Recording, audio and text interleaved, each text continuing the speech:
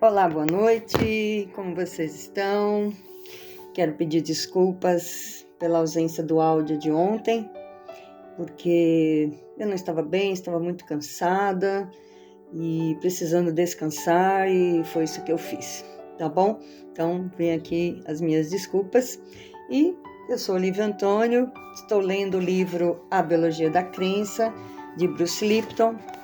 Para você que ainda não me conhece, e para você que está vendo no YouTube esse audiolivro, se você gostou da leitura, se esse canal está sendo contribuição para você, se inscreva, curta os vídeos, compartilhe, tá bom? E assim você ajuda a gente a expandir as mensagens deste canal. Então vamos lá, hoje a leitura é A Indústria Farmacêutica.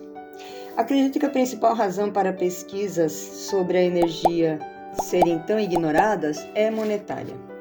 A indústria farmacêutica de trilhões de dólares só investe em pesquisa de fórmulas mágicas na forma de produtos químicos porque comprimidos significam dinheiro.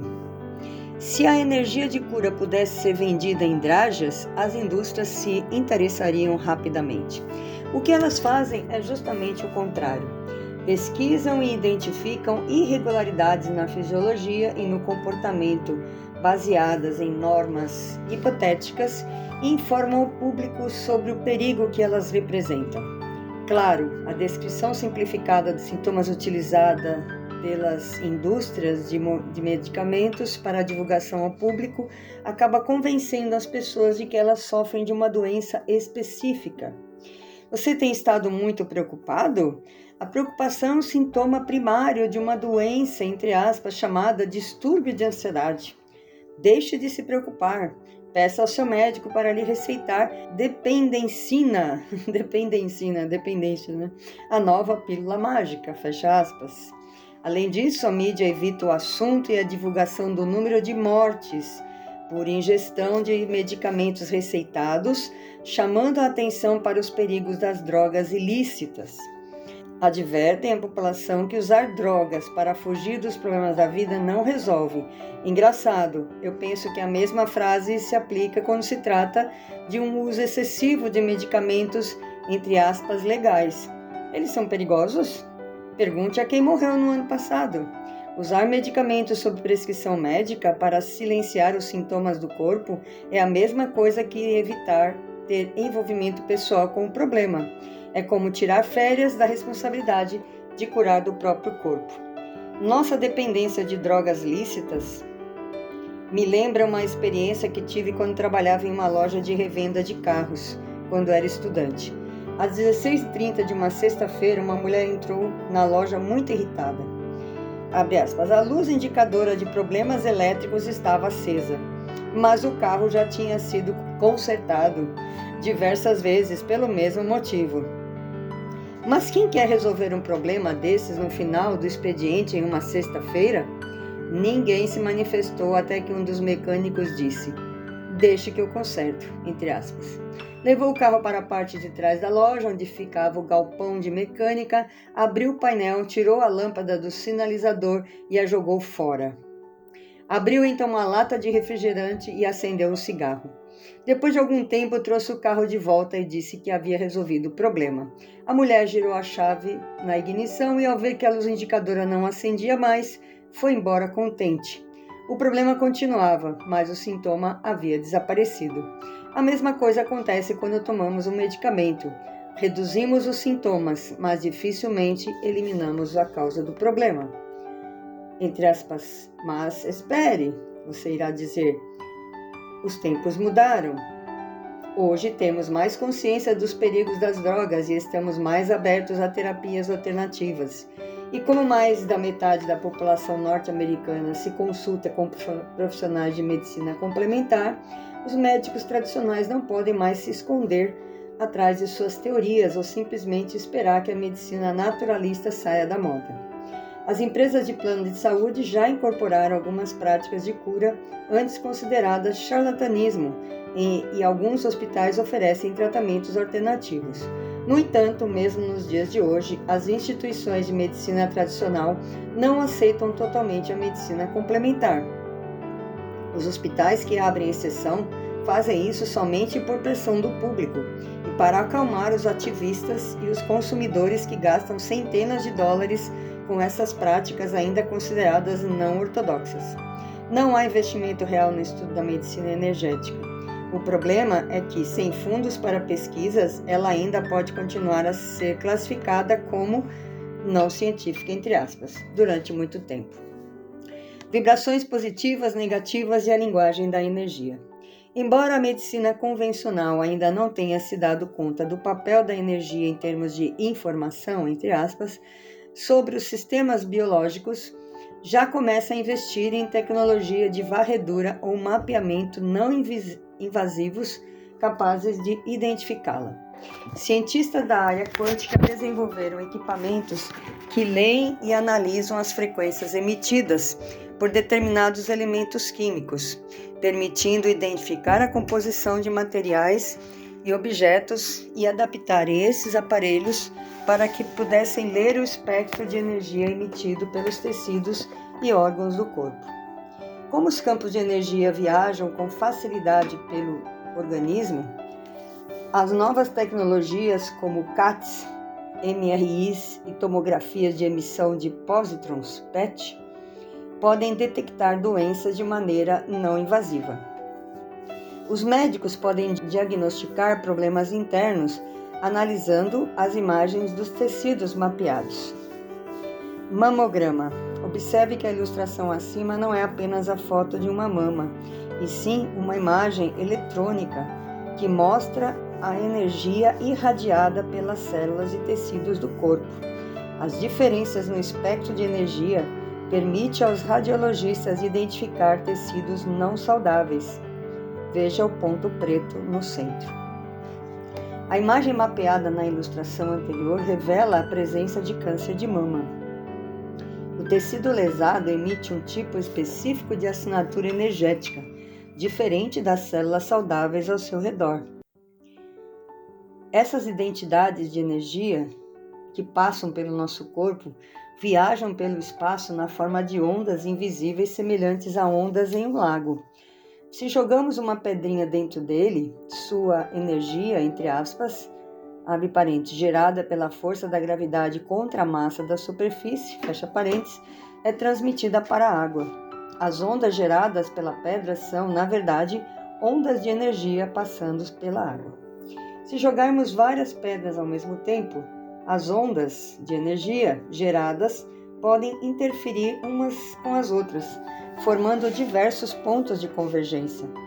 Essa interferência pode ser construtiva, amplificando a energia, ou destrutiva, diminuindo sua intensidade. Jogar duas pedras do mesmo tamanho e à mesma distância faz com que suas ondas se coordenem e acabem convergindo uma para a outra. Quando as ondas se sobrepõem, a força combinada de uma interação é duplicada, um fenômeno chamado interferência construtiva ou ressonância harmônica.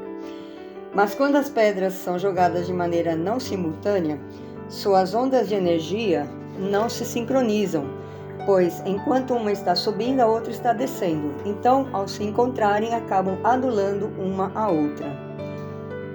Em vez de duplicar a energia no ponto de encontro, a água permanece parada sem ondas de energia. Esse fenômeno em que as energias são canceladas é chamado interferência destrutiva.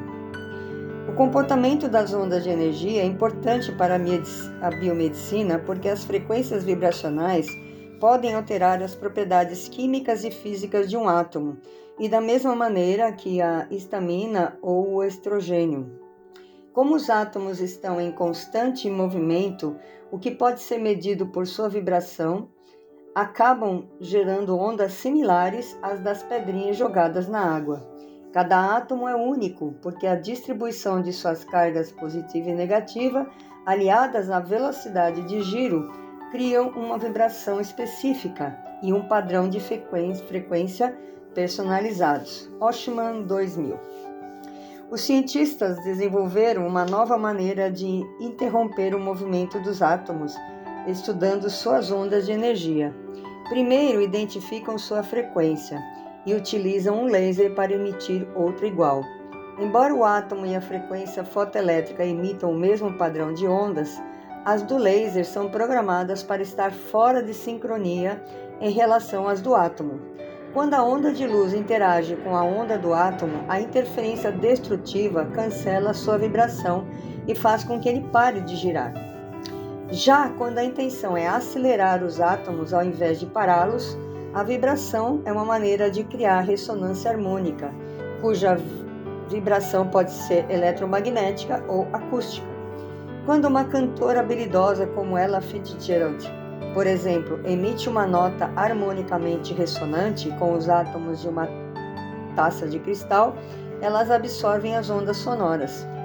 A mecânica da interferência construtiva faz com que estas ondas de energia adicionada vibrem mais rápido. Em determinado momento, os átomos terão absorvido tanta energia e passarão a vibrar tão rápido que se soltarão das cadeias que os prendem. O resultado é a explosão da taça. Um princípio da ciência da física é que o mesmo mecanismo de ressonância harmônica que faz as ondas sonoras destruir uma taça ou uma pedra nos rins pode influenciar as funções químicas de nosso corpo, mas os biólogos ainda não se dedicaram ao estudo desses mecanismos com a mesma motivação que os faz tentar descobrir novos medicamentos. É uma pena, pois já há evidência científica suficiente de que podemos adaptar as ondas e transformá-las em agentes terapêuticos da mesma maneira que manipulamos as estruturas químicas das drogas. Já houve uma época em que a eletroterapia era muito utilizada na medicina. No final do século XIX, o desenvolvimento de baterias e de outros dispositivos que produzem campos eletromagnéticos incentivou a produção de aparelhos que supunha-se podiam curar doenças. O público passou então a procurar os profissionais desta nova arte de cura chamada radiestesia. Dizem que esses aparelhos eram muito eficazes e se tornaram tão populares que algumas revistas publicavam anúncios do tipo, abre aspas, seja um radiestesista, somente US$ 9,99 por manual de instruções, fecha aspas. Em 1894, mais de 10 mil médicos norte-americanos e centenas de consumidores que liam o manual passaram a utilizar a eletroterapia. Em 1895, D.D. Palmer criou a ciência da quiroprática. Palmer afirmava que o fluxo de energia por meio do sistema nervoso é muito importante para a saúde. O foco de suas pesquisas era a mecânica da coluna vertebral. O condutor dos nervos espinhais que levam as informações ao corpo desenvolveu técnicas para acessar e regular o fluxo de informações, diminuindo as tensões e pressões exercidas sobre a coluna vertebral. No entanto, a classe médica começou a se sentir ameaçada por práticas como a quiroprática, a homeopatia e a radiestesia, que reduziam o número de pacientes em seus consultórios. A Fundação Carnegie publicou em 1910 o relatório Flexner, exigindo que todas as práticas médicas tivessem base científica comprovada. Como os físicos ainda não haviam descoberto o universo quântico, a medicina energética não tinha como ser formalmente analisada. Então, por pressão da Associação Médica Norte-Americana, American Medical Association, a quiroprática e as demais práticas baseadas em energia foram consideradas ilegais e duvidosas. Os radiestesistas simplesmente desapareceram do mercado. Nos últimos 40 anos, a quiroprática tem feito grandes progressos em termos de cura. Em 1990, os quiropráticos venceram uma batalha contra o monopólio médico quando a Associação Médica Norte-Americana foi acusada de ações ilegais para destruir sua profissão. Desde então, a quiroprática tem ampliado sua rede de influência e passou até mesmo a ser aceita em alguns hospitais, embora a eletroterapia seja hoje considerada como uma prática do passado. Muitos neurocientistas têm desenvolvido pesquisas muito interessantes sobre as terapias da energia vibracional. Já se sabe há muito tempo que o cérebro é um órgão elétrico. A terapia de choque tem sido utilizada ao longo da história em tratamentos contra a depressão. mas hoje os cientistas utilizam técnicas menos invasivas para tratar o cérebro. Um artigo recente publicado na Science menciona os efeitos benéficos da estimulação magnética transcranial, TMS, que estimula o cérebro por intermédio de campos magnéticos. A TMS é uma versão atualizada das técnicas de radiestesia praticadas no século XIX e denunciadas pela medicina convencional. Estudos recentes mostram que a TMS pode ser uma poderosa ferramenta terapêutica quando utilizada de maneira correta. Pode diminuir a depressão e ampliar a percepção. Fica claro, então, que ainda precisamos desenvolver muitos estudos e pesquisas sobre essa área tão promissora que envolve a física quântica, a engenharia elétrica, a química e a biologia. Essas pesquisas podem ser muito benéficas, resultando em formas de terapia com menos efeitos colaterais que as drogas convencionais. Irão, porém, apenas confirmar algo que os cientistas e os não cientistas já sabem, entre aspas, mas não perceberam ainda. Todos os organismos, incluindo os humanos, comunicam-se e leem o ambiente por meio de campos de energia. Por sermos tão dependentes das linguagens falada e escrita, acabamos abandonando o sistema de comunicação por intermédio da sensibilidade energética. E assim como qualquer função bióloga, a falta de uso leva à atrofia. O mais importante é que os aborígenes ainda utilizam essa capacidade extrasensorial em sua rotina diária. Seus sentidos não foram atrofiados. Por exemplo, os aborígenes australianos captam e descobrem fontes de água sob a areia e algumas tribos indígenas da Amazônia e seus pajés se comunicam com as energias das plantas medicinais. Você mesmo já deve ter sentido a ação desse mecanismo. Nunca lhe aconteceu de estar andando por uma rua escura à noite e de repente se sentir fraco, sem energia? Por que isso aconteceu? Interferência destrutiva, a mesma das pedras jogadas não simultaneamente ou, segundo a crença popular, vibrações negativas. Lembra-se daquele dia em que conheceu alguém tão especial que se sentiu energizada, entre aspas? Interferência construtiva ou simplesmente boas vibrações. Quando deixei de acreditar que somos matéria inerte, percebi que a área da ciência em que escolhi trabalhar estava defasada e também notei que tinha de tomar atitudes construtivas em minha própria vida. Precisava de um estímulo físico quântico.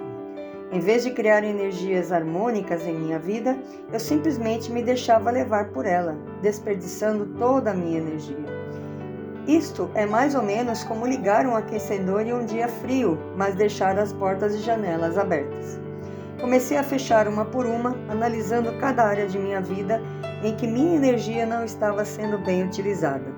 Algumas foram muito fáceis de identificar, como aquelas festas da faculdade que me exauriam, mas outras, como minha atitude derrotista diante da vida, foram muito difíceis de trabalhar. Pensamentos consomem tanta energia quanto maratonas, como veremos no próximo capítulo. Assim como eu, a biomedicina precisa de um estímulo físico quântico. Pouco a pouco a medicina vai caminhando nesse sentido, impulsionada pelos consumidores que procuram cada vez mais as práticas complementares. É um longo caminho, mas a revolução quântica biológica já se iniciou. Os profissionais atuais de medicina serão finalmente levados, abre parênteses, por vontade própria ou por pressão, fecha parênteses, a fazer parte dela. É isso aí. Terminamos então o capítulo 4 e a coisa está esquentando, né? Está ficando bem claro o propósito deste livro. Ainda temos metade do livro aí para ler, mas acho que agora ele começa então a explicar claramente aonde ele quer chegar, né, com a biologia da crença. Né? Crença não é algo físico, biológico, mas a crença tem uma biologia também. E é isso que a gente vai estudar mais para frente. Então, uma ótima noite. Muito obrigada a todos que estiveram comigo neste áudio. Do meu coração para o seu coração. Eu desejo que o seu sonho se realize. Até o próximo áudio.